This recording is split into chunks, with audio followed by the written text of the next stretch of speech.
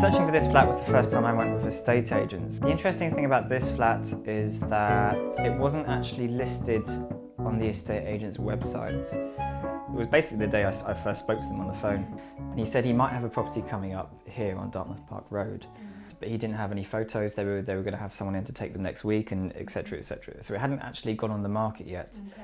He already had an indication of how much rent he would be charging.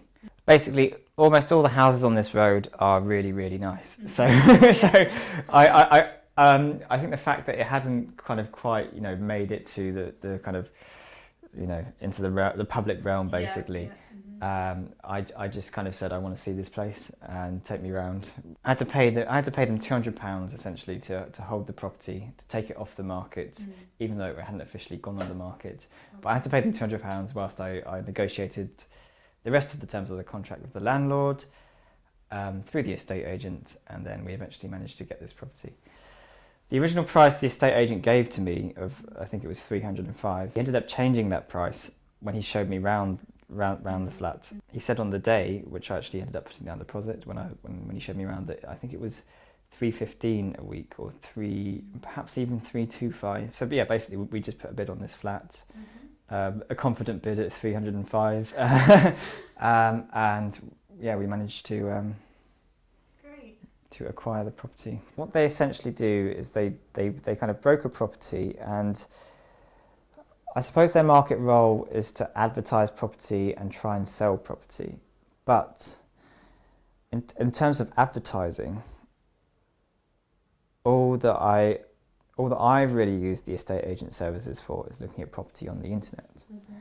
I mean, they also perform a legal function, but I'll get onto that as well. You kind of scroll through Zoopla or whatever, and you kind of just look for properties like that, and that's kind of a fairly basic function. Almost anyone can advertise anything on the internet for very little cost these days. The second function that estate agents do is they sell the property, so you get a tour around the property. I've never had my mind changed by an estate agent in any capacity. They have a very aggressive kind of sales kind of stance.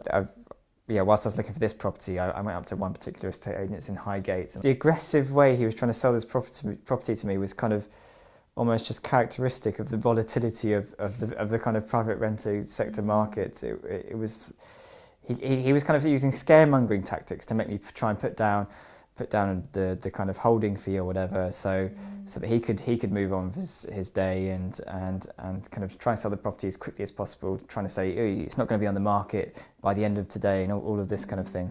So I think that's actually a negative function that estate agents perform, which I would actually pay not to have.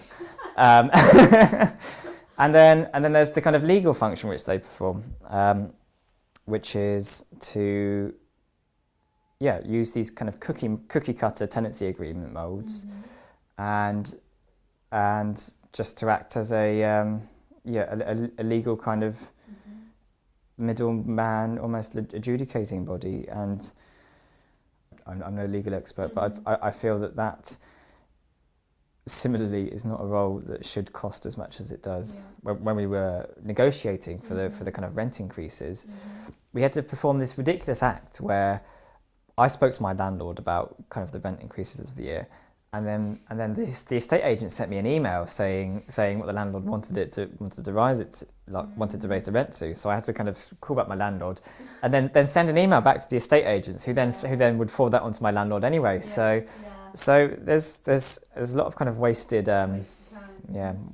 and efforts. I don't know how the estate agency sector could ever be made more efficient, I think. You realise that it's a service provided which I think most people don't actually, or at least a large proportion of people who use estate agent services, I don't think need estate agent services in London, at least.